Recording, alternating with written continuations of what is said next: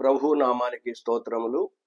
ప్రభునందు ప్రియ రక్షణ వార్త యూట్యూబ్ ఛానల్ ద్వారా వాక్యం ఉంటున్న ప్రియ సహోదరి సహోదరులకు మన ప్రభువును రక్షకుడైన యేసుక్రీస్తు ప్రభు నామంలో మీ అందరికీ మరొకసారి వందనములు తెలియజేస్తూ ఉన్నాను.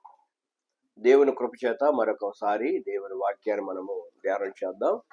ఈ రోజున వాక్యాంశము దేవునితో మనము సమయం ఎలా గడపాలి, ఏ రీతిగా మనం ప్రార్థన చేయాలి, ఆ విషయాన్ని మనం జ్ఞాపకం చేసుకుందాం. వాక్య భాగాన్ని చదువుకుందాం. దయచేసి గమనించినట్లయితే ఆదికాండము 24 అధ్యాయము 9-10 వచనాలు చదువుకుందాం. ఆ దాసుడు తన యజమానుడకు అబ్రహాము తొడ క్రింద తన చెయ్యి పెట్టి ఈ సంగతి విషయమై ప్రమాణం చేశాను. అతడు తన యజమానుని వంటలో 10 వంటలను, తన యజమానుని ఆస్తిలో శ్రేష్టమైన నానా విధముల వస్తువులను తీసుకుని పోయాను. అతడు లేచి హారాంనహారులోనున్న నాహోర్ పట్టణం చేరి సాయంకాలం ముందు స్త్రీలు నీళ్లు చేదుకొని వచ్చు వేళకు ఆ ఊరు బయటనున్న నీళ్ల బావి యొద్ద తన ఒంటెలను మోకరింపచేసి ఇట్లనెను: నా యజమానుడగు అబ్రహాము, దేవుడవైన యెహోవా, నేను వచ్చిన ఈ కార్యమును త్వరలో సఫలము చేసి నా యజమానుడగు అబ్రహాము మీద అనుగ్రహము చూపుము, చిత్తగించుము. నేను ఈ నీళ్లు ఓట యొద్ద నిలుచున్నాను. ఈ ఊరి వారు పిల్లలు నీళ్లు చేదుకున్నటకు వచ్చుచున్నారు. కాబట్టి నేను త్రాగుటకు నీవు దయచేసి నీ కడవను ఉంచమని నేను చెప్పగా, నీవు త్రాగుము, నీ ఒంటెలకును నీళ్లు పెట్టదనని ఏ చిన్నది చెప్పునో ఆమె నీ సేవకుడైన ఇస్సాకు కొరకు నీవు నియమించినదైండునుగాక. అందువలన నీవు నా యజమాని మీద అనుగ్రహం చూపించవని తెలుసుకొందు అనెను. దేవుడి మాటలు మన కొరకు దీవించునుగాక. ఆమేన్. ప్రభునందు ప్రియ దేవుని బిడ్డలారా, చిన్న ప్రార్థన చేసుకుందాం. సర్వశక్తి గల దేవ, సర్వోన్నతుడ, అత్యున్నత ప్రేమ గల యేసయ్య, మీ పరిశుద్ధ నామానికి స్తుతి స్తోత్రాలు వందనాలు తెలియజేస్తున్నాము. నీ దయలో మమ్మల్ని ఇంతవరకు క్షేమంగా నడిపిస్తూ మరొకసారి మీ పరిశుద్ధ వాక్య భాగంలో ధ్యానం చేయడానికి మీరిచ్చిన ఈ సమయాన్ని బట్టి వందనాలు. అల్పుడను, ఎన్నిక లేని వాడను, అయోగ్యుడను, నీ కృప ద్వారా మమ్మల్ని ఇంతవరకు కాపాడి ఈ వాక్యము అనేకులకు వినిపించడానికి మీరిచ్చిన సమయాన్ని బట్టి వందనాలు. మేము నీ వాక్యాన్ని ధ్యానిస్తుండగా మీరు మాతో ఉండండి. ప్రార్థనాత్మక మమ్మల్ని నడిపించండి. అయా రక్షణ వార్త యూట్యూబ్ ఛానల్ ద్వారా నీ వాక్యం వింటున్న బిడ్డ సహోదరులందరిపై మీ ఆశీర్వాదాలు ఉంచండి.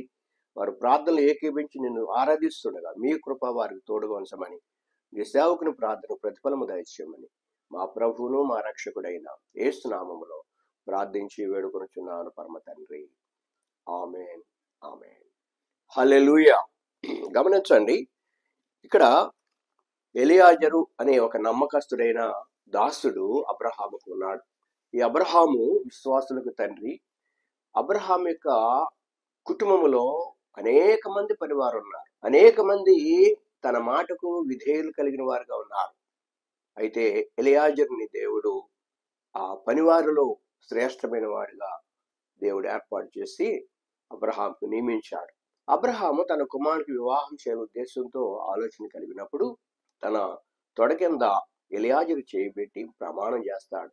నీవు వెళ్ళి నా సహోదరుల యొక్క గృహములో నుండి నీవు మరి నా కుమారునికి సాటి అయిన సహకారిని తీసుకురావాలని చెప్పడానికి అబ్రహాము సిద్ధపడిన వాడిగా ఉన్నాడు. వాక్యం గమనించినట్లయితే 3వ వచనంలో, నేను ఎవరి మధ్య కాపురం ఉన్నానో ఆ కనానీయుల కుమార్తెలలో ఒకదానిని నా కుమారునికి పెండ్లి చేయక నా స్వదేశమందున నా బంధువుల యొద్దకు వెళ్ళి ఇస్సాకును నా కుమారునికి భార్యను తెచ్చుటకు ఆకాశం యొక్క దేవుడును భూమి యొక్క దేవుడని యెహోవా తోడని నీ చేత ప్రమాణము చేయించదనెను.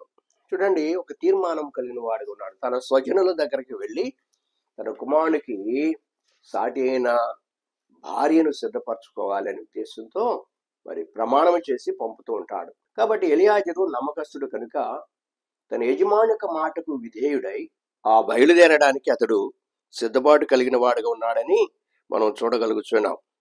అతడు ఎంతో ప్రయాసతో మరి బయలుదేరాడు. ప్రయాణములో దేవుడు అతను తోడుగా ఉన్నాడు. అతను బయలుదేరేటప్పుడు అతడు తన యజమాను 10 ఒంటెలలో 10 ఒంటెలను తన యజమాని ఆస్తిలో శ్రేష్టమైన నానా విధములకు వస్తువులను తీసుకుని పోయాడు. ఆయన ప్రయాణము చేస్తూ దేవుని యొక్క కృప ద్వారా, దేవుని యొక్క ఏర్పాటును బట్టి ఇక్కడ గమనించినట్లయితే దేవుడు తనకు ఏమైతే ఏర్పాటు చేయడానికి సిద్ధపరుస్తున్నాడో అది దేవుని ప్రణాళికే. అయితే మధ్యవర్తి అయిన ఎలియాజరు చేసిన కొన్ని ప్రత్యేకమైన పనులను మనం ఇక్కడ చూడగలుగుతున్నాం. చూడండి, వాక్యం గమనించినట్లయితే 7వ వచనంలో, నా తండ్రి ఇంటి నుండి నేను పుట్టిన దేశం నుండి నన్ను తెచ్చి నాతో మాట్లాడి నీ సంతానమును ఈ దేశమునికి ఇచ్చేదని ప్రమాణము చేసి నాతో చెప్పిన పరలోకపు దేవుడు యెహోవా తన దూతను నీకు ముందుగా పంపును. అక్కడి నుండి నీవు నా కుమారునికి భార్యను తీసుకుని వచ్చేదవు. ఒక తీర్మానం, నీకు ముందుగా దూత నడుస్తుంది, దేవుడే ఆ కార్యం చేయబోతున్నాడు అని చెప్పి అబ్రహాము ఎలియాజరు సిద్ధపరిచాడు. ఎలియాజరు ప్రయాణం చేసి ఎంతో దూర ప్రాంతానికి నాహోరు పట్టణానికి చేరాడు. చేరిన తర్వాత ఆ ఊరి మొదటిలో, అనగా అక్కడ వాక్యం చూస్తుంటున్నాం, గమనించినట్లయితే నాహోర్ పట్టణము చేరి సాయంకాలం మందు స్త్రీలు నీళ్లు చేదుకుని వచ్చు వేళకు ఆ ఊరి బయటనున్న నీళ్ల బావి యొద్ద తన ఒంటెలను మోకరింపచేసి ఇట్లనెను. తన కార్యం సఫలము చేయడానికి తన యజమానైన అబ్రహాము చెప్పిన మాటకు లోబడి ప్రయాణము చేసి ఏ స్థలానికైతే దేవుడు అబ్రహామును ఏర్పాటు చేసుకొని తన స్వజనులకు తన కుమార్తెను తన కుమారుడికి భార్యను సిద్ధపరచమని ఆలోచన చేశాడో అది దేవునికి ఇష్టమైనది కనుక అబ్రహాము చెప్పినట్లుగా నాహోరు పట్టణం చేరి ఆ ఊరి మొదటి ప్రాంతంలో అక్కడ బావి ఒకటి ఉంది, ఊరి బయట ఉన్న బావి. ఆ బావి వద్ద వీళ్ళు కూర్చొని దేవుడే నాకు కార్యం సఫలం చేస్తాడులే అని చెప్పి ఊరికే ఉండలేదు. వెళ్ళిన తర్వాత తను చేసిన పనిని మనం ఆలోచిస్తే విశ్వాస జీవితంలో నేర్చుకునవలసిన మొదటి పాఠము, మన కార్యం సఫలము చేయగల దేవునికి మనం ప్రార్థన చేయాలి. అది మనం నేర్పుతుంది. ఇక్కడ ఏం చేశాడంటే, ఆయన నా యజమానుడు అబ్రహాము దేవుడిని యెహోవా నేను వచ్చిన కార్యమును త్వరలో సఫలము చేసి, దేవుని యొక్క నామమును బట్టి అతడు తన ఒంటెలను మోకరింపజేశాడు, దేవునికి ప్రార్థన చేశాడు. ఏ ప్రార్థన అంటే మోకాళ్ళ ప్రార్థన. ప్రభుడలారా, వాక్యం సెలవిస్తుంది, ప్రతి వారు యేసు నామమును వంగాలి, ప్రతి వారు దేవుని నామమును ప్రార్థన చేయాలనే విశ్వాస జీవితాన్ని దేవుడు ఫిలిప్పీ పత్రికలో చక్కగా తెలియజేస్తుంటున్నాడు. వాక్య భాగాన్ని జ్ఞాపకం చేసుకుందాం. ఫిలిప్పీ పత్రిక 2వ అధ్యాయము 9వ వచనంలో, అందుచేతను పరలోకమందున్న వారిలో కాని, భూమి మీద ఉన్న వారిలో కాని, భూమి క్రింద ఉన్న వారిలో కాని ప్రతి వాని మోకాలను యేసు నామమున వంగునట్లును, ప్రతి వాని నాలుకయు తండ్రిని దేవునికి మహిమార్థమై యేసుక్రీస్తు ప్రభువుని ఒప్పుకొనున్నట్లును దేవుడు ఆయన అధికముగా హెచ్చించి ప్రతి నామమునకు పైనామమును ఆయనకు అనుగ్రహించెను. చూడండి, ప్రతి వాని మోకాళ్ళు దేవుని నామములో వంగాలి. ఇది గొప్ప హెచ్చరిక. అందుకని దేవుని బిడలారా, ఎలియాజరు దేవునికి ప్రార్థన చేస్తూ తనతో పాటు తన యొక్క 10 ఒంటెలను మోకరింపచేసి, ఆ ఒంటెలు ఏం ప్రార్థన చేసినాయి ఆలోచన చేయండి. ఎలియాజరుతో పాటు ఎంతో ప్రయాసతో ప్రయాణం చేసిన ఒంటెలు తన సృష్టికర్తైన దేవునికి ప్రార్థన చేసిన, దేవా మేము వచ్చిన కార్యం నీవు సఫలము చేయాలి, నా యజమానుడు ఏమైతే కోరుకుంటున్నాడో అది నువ్వు సఫలము చేయాలని నోరు లేని జీవాలు, మోగ జీవాలు ప్రార్థన చేసినాయి. ఒంటెలను మోకరింప చేయటం అనేది సృష్టిలో మనం చూస్తున్నాం. ప్రతిది కూడా దేవుని మాట ఉంటుంది, ప్రతి జీవరాశి దేవుని మాట ఉంటుంది. ఈ రోజున మానవుడే దేవునికి దూరస్తుడు. దేవుడు మానవులు ఎంతో శ్రేష్టమైన వాడిగా చేసి జ్ఞానం ఇచ్చి తన స్వహస్తాలతో నిర్మించిన ఈ మానవుడే దేవునికి దూరస్తుడు. అందుకని అంటున్నాడు వాక్య భాగంలో, యెషయా గ్రంథం 1వ అధ్యాయంలో, నేను పిల్లలను పెంచి గొప్పవారిగా చేసి అయితే వారు నా మీద తిరుగుబడుచున్నారు. సృష్టి దేవుని మాటకు లోబడుతుంది. ఆకాశము దేవుని మహిమను వివరిస్తున్నాయి. 24 కీర్తనలు అంటున్నాడు, అంతరిక్షం ఆయన మహిమను ప్రచురం చేస్తుంది. సృష్టిలో జీవరాశులు దేవుని మాట ఉంటున్నాయి. మన ఉదాహరణకు మనం చూస్తే గాడిద దేవుని స్వరముతో మాట్లాడింది. బిలాము కళ్ళు తెరవడానికి దేవుడు గాడిద ద్వారా మాట వినిపించాడు. యోనాకు బుద్ధి చెప్పడానికి, యోనా దేవునికి అవిధేయుడిగా జీవించడానికి, దేవుని మార్గం నుండి తొలగిపోవడానికి, దేవుని యొక్క సన్నిధిని దూరం చేసుకున్న యోనాకు బుద్ధి చెప్పడానికి మరలా మరి చేప ద్వారా దేవుడు నినివే పట్టణానికి తీసుకెళ్చాడు. చేప దేవుని మాట వింది. ఎందుకంటే సృష్టిలో ప్రతి జీవరాశి దేవుని మాటకు లోబడుతున్నాయి. కాబట్టి గమనించండి, ఒంటెలను మోకరింప చేయడం మోకాళ్ళ ప్రార్థన. ఆ ప్రార్థన ద్వారా దేవుడు కార్యాన్ని సఫలం చేశాడు. కనుక అన్ని నామముల కంటే పైనామము యెహోవా దేవుని నామం. మరి ప్రతివాని మోకాళ్ళు వంగాలి, ప్రతివాడు ప్రార్థన చేయాలి, మోకాళ్ళుని ప్రార్థన చేయాలని పరిశుద్ధ గ్రంథం మనకు తెలియచేస్తుంది. ఇంకా గమనించినట్లయితే ఈ మోకాళ్ళ ప్రార్థనలో అనేక మంది భక్తులు కూడా ఉన్నారు. వారు ఎలా ప్రార్థన చేశారో మనం ఆలోచిస్తే వాక్య భాగం చూద్దాం. పేతురు భక్తుడు చూడండి, తబిత అనే ఒక స్త్రీ మరణించినప్పుడు అతడు మోకరించి ప్రార్థన చేశాడు. అపోస్తుల కార్యములు 9వ అధ్యాయము 40వ వచనం వాక్య భాగాన్ని జ్ఞాపకం చేసుకుందాం. పేతురు అందరిని వెలుపలకు పంపి మోకాళ్ళుని ప్రార్థన చేసి శవం వైపు తిరిగి, తబిత లెమ్మనగా ఆమె కన్నులు తెరిచి పేతురును చూచి లేచి కూర్చుండెను. దేవునికి స్తోత్రం. ప్రభు బిడ్డలారా, ఈ మోకాళ్ళ ప్రార్థనలో పేతురుకున్న అనుభవం మనం చూస్తున్నాం. తన విశ్వాసురాలైన తబిత చనిపోయిందని కబురు వచ్చింది. వాక్య భాగం మనం చూస్తున్నాం 36వ వచనంలో, మరియు యొప్పేలో తబితను ఒక శిష్యురాలు ఉండెను. ఆమెకు పాషాంతరమ దోర్క అని పేరు. ఆమె సత్క్రియలను ధర్మకార్యం బహుగా చేస్తుండెను. ఆ దినములందు ఆమె కాయిలా పడి చనిపోగా వారు శవమును కడిగి మేడగదిలో పొరండి పెట్టిరి. లొద్దా యొప్పేకు దగ్గరగా ఉండుట చేత పేతురు అక్కడ ఉన్నాడని శిష్యులు విని అతడు తడవు చేయక తమ యొద్దకు రావాలని వేడుకున్నటకు 2 మనుషులను అతని వద్దకు పంపిరి. పేతురు లేచి వారితో కూడా వెళ్లి అక్కడ చేరినప్పుడు వారి మేడగదిలోనికి అతను తీసుకుని వచ్చిరి. విధవరారందరూ ఏడ్చుచు దోర్కా తమతో కూడా ఉన్నప్పుడు కుట్టిన అంగీలను వస్త్రములను చూపుచు అతని ఎదుట నిలిచిరి. కాబట్టి వారు చేసే ప్రతి పనిని మనం చూసినట్లయితే విశ్వాసులు ఎంతో సహకారంతో ఆ తబితకు తన దేహాన్ని శుభ్రపరిచి, శవమును శుభ్రపరిచి మేడగదిలో ఉంచి, ఆ పేతురు వచ్చి చివరిగా భూస్థాపన చేస్తాడు అనే ఉద్దేశంతో ఉన్నారు వాళ్ళు. చివరి కార్యక్రమం అది. అయితే ఇక్కడ జరిగిన సంగతి ఏంటంటే, పేతురు అందరిని వెలుపలకు పంపి మోకాళ్ళుని ప్రార్థన చేసి శవం వైపు తిరిగి, తబిత లెమ్మనగా ఆమె కన్నులు తెరిచి పేతురు చూచి లేచి కూర్చున్నాడు. ఎంత గొప్ప ధన్యత చూడండి. మోకాళ్ళ ప్రార్థనలో ఉన్న శక్తిని మనకి ఇక్కడ రుజువుపరుస్తున్నది. పేతురు చేసిన ప్రార్థన దేవుడు ఆలకించి ఆ మోకాళ్ళ ప్రార్థన ద్వారా పేతురు దేవుని యొక్క మహిమను ఇతరులకు చూపించగలిగాడు. ఈ రోజున మనము ఎలియాజరు ఒంటెలు మోకరింపు చేశాడు, అద్భుతమైన కార్యం జరిగింది. ఇస్సాకు చాటైన సహకారాన్ని తీసుకురాగలిగాడు. అలాగే దేవుని కార్యము పేతురు మోకరించి ప్రార్థన చేశాడు. శవమైన దోర్క బ్రతికి సమాజంలో మరలా తిరగడానికి దేవుడు తన కృప చూపించాడు. అలాగే మరి భక్తుడైన స్టెఫను కూడా మోకాళ్ళ ప్రార్థన చేసి దేవుని మహింపరిచాడు. అపోస్తుల కార్యములు మరి 7వ అధ్యాయము 58, 59 వచనాలు. ప్రభువును గూర్చి మొరపెట్టుచు, యేసు ప్రభువా నా ఆత్మను చేర్చుకొనమని స్టెఫను పలుకుచుండగా వారు అతనిని రాళ్లతో కొట్టిరి.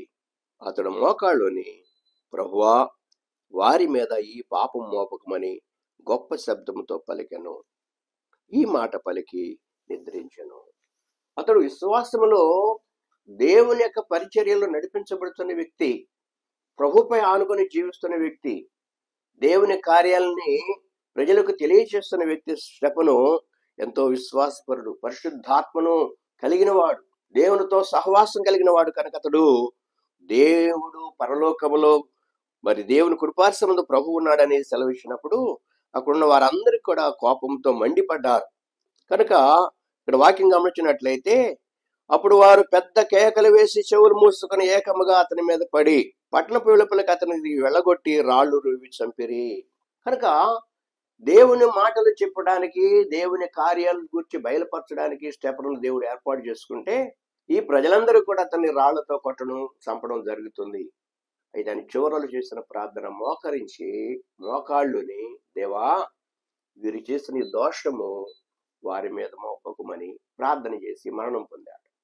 కనుక చివరి సమయంలో కూడా అతను మోకాళ్ళ ప్రార్థనతో దేవునిని మహింపరచువాడుగా ఉన్నాడు.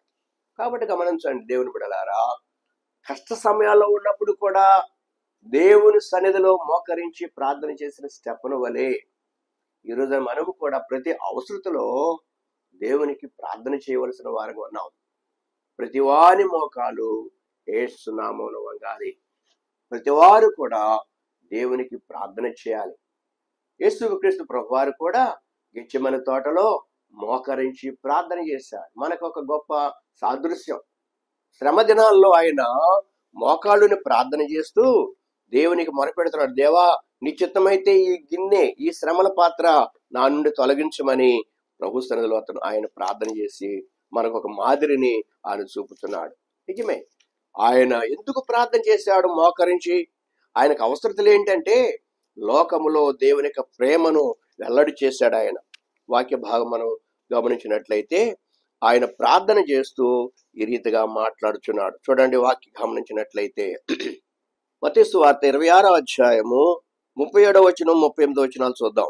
పేతురును జెబెదయి కుమారులిద్దరును వెంట పెట్టుకుని పోయి దుఃఖపడుటకును చింతాక్రాంతగుటకును మొదలు పెట్టెను. యేసు మరణమగునంతగా నా ప్రాణం బహు దుఃఖములు మునిగి ఉన్నది, మీరు ఇక్కడ నిలిచి నాతో కూడా మెలకుగా ఉండడని వారితో చెప్పి కొంత దూరం వెళ్ళి సాగిలపడి, నా తండ్రి సాధ్యమైతే ఈ గిన్నె నా ఎదురు నుండి తొలగిపోనేమో, అయినను నా ఇష్ట ప్రకారం కాదు నీ చిత్త ప్రకారమే కానమని ప్రార్థించను.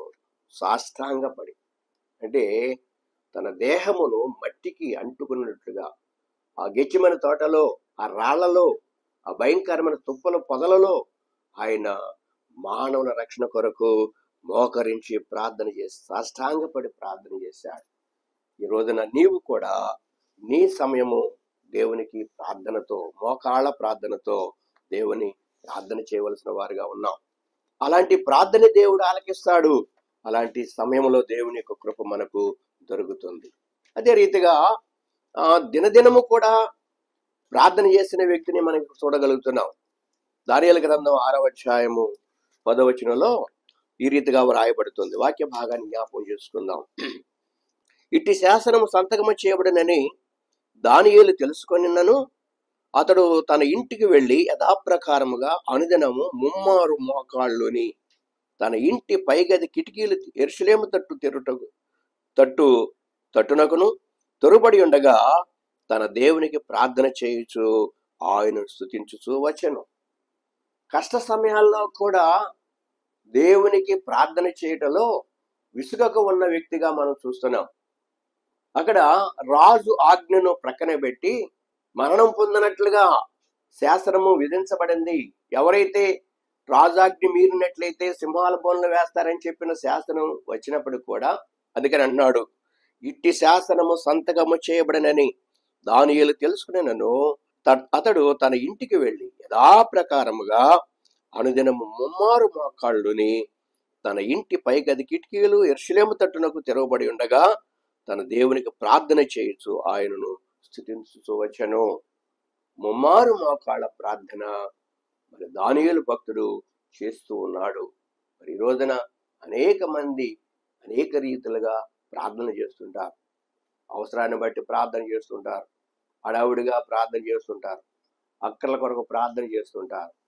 కానీ మన ప్రార్థన ఎప్పుడు కూడా దేవుని సన్నిధిలో మోకరించి కనిపెట్టి ప్రార్థన చేయాలి. నేను చాలా మంది విషయాల్లో మేము ఆలోచించినప్పుడు చాలా మందికి ఈ మోకాళ్ళ ప్రార్థన గురించి బోధిస్తూ ఉండేవాడిని.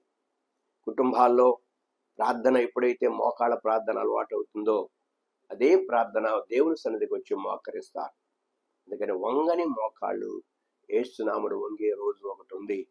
ఈ రోజున నువ్వు మోకరించి ప్రార్థన చేయటం లేచకపోతే దేవుని బిడ్డలారా, ఆ దినాన నువ్వు మోకరించి ప్రార్థన చేసిన ప్రయోజనం లేదు. కాబట్టి అనేక మంది భక్తుల జీవితాలు మనం చూస్తున్నాం. నోరు లేని జీవాలు ఒంటెలు మోకరించి ప్రార్థన చేసినాయి. భక్తుడైన పేతురు మోకరించి ప్రార్థన చేయగా మరణం పొందిన తబిత లేచి కూర్చుంది. మోకాళ్ళ ప్రార్థన. ఆ రీతిగా ఎలియాజరు ప్రార్థన మనం చూసాం. దానియేలు ప్రార్థన కూడా చూస్తున్నాం. దానియేలు కూడా ముమ్మారు మోకాళ్ళ నుంచి ప్రార్థన చేశాడు. మన సమయంలో కూడా స్తెఫను మోకరించి ప్రార్థన చేసి తన ప్రాణాన్ని దేవునికి అప్పగించుకున్నాడు. అయా, ఈ దోషం వారి మీద మోపకమని. ప్రియా క్రైస్తవులారా, దేవుని బిడ్డలారా, నీ మోకాళ్ళు ఎప్పుడైతే వంగుతాయో, మోకార ప్రార్థన ఎప్పుడైతే నువ్వు నేర్చుకుంటావో, నీ ముఖము ప్రకాశవంతముగా ఉంటుంది. అంటే దేవుని సాన్నిధ్యము నీకు తోడుగా ఉంటుంది. మోకరించి ప్రార్థన చేయడం నేర్చుకోనండి. దేవుని మహిమను పొందండి. దేవుని వాక్యం ద్వారా ప్రార్థనా జీవితంలో ఎదుగు వారందరికీ కూడా గొప్ప హెచ్చరికగా నేను తెలియజేస్తున్నాను. మోకరించి ప్రార్థన చేద్దాం. దేవుని మహిమను చూద్దాం. దేవుడిచ్చిన మాటలు మన కొరకు దీవించి కాపాడును గాక. ప్రార్థన. మహోన్నతుడైన తండ్రి, ఉదయకాల సమయమందు నీ వాక్యాన్ని మేము ధ్యానం చేయడానికి ఇచ్చిన సమయాన్ని బట్టి వందనాలు. నోరు లేని జీవాలైన ఒంటెలు అయా ఎలియాజరు మాటకు లోబడి మోకరించి దేవా నీకు మొరపెట్టినాయి. ఈ రోజున మేము నీ మాట ప్రకారంగా జీవించేవారుగా ఉన్నట్లయితే ఈ మోకాళ్ళ ప్రార్థన మా జీవితాలు ఎంతో ఆశీర్వాదకరంగా ఉంటుందని జ్ఞాపకం చేసుకునే మనసు రక్షణ వార్త యూట్యూబ్ ఛానల్ ద్వారా వాక్యం ఉంటే బిడ్డలందరూ గుర్తెరగడానికి సహాయం చేయని దేవా. మరణ సమయంలో ఉన్న స్తెఫను మోకరించి ప్రార్థన చేశాడు. అయా కష్టకాలంలో దానియేలు ముమ్మారు మోకరించి ప్రార్థన చేశారు. సిలువను సహించడానికి సిద్ధపడుతున్న మీరు కూడా గెచ్చిమైన తోటలో మోకరించి సాష్టాంగపడి దేవునికి ప్రార్థన చేశారు. అంటే మోకాళ్ళ అనుభవము, మోకాళ్ళ ప్రార్థనా జీవితం మేము కలిగి ఈ లోకంలో మిమ్మల్ని స్తుతిస్తూ ప్రార్థన యోధులుగా సాగిపడడం సహాయం చేయమని, మా ప్రతి ప్రార్థన మీ సన్నిధిలో చేర్చుకొని ఆయా కుటుంబాలకు విశ్వాస జీవితాలు ఎదుర్కొన్న బిడ్డలందరికీ ఈ రక్షణ వార్త ద్వారా నీ వాక్యం ఉండే బిడ్డలందరి కుటుంబాలకు ఆశీర్వాదాలు మెండుగా అనుగ్రహించి మీరు మహిమ పొందగలరని మా ప్రభువును మా రక్షకుడైన యేసయ్య పరిశుద్ధ నామములో ప్రార్థించి వేడుకొనుచున్నాను పరమ తండ్రి. ఆమేన్. ఆమేన్. హల్లెలూయా.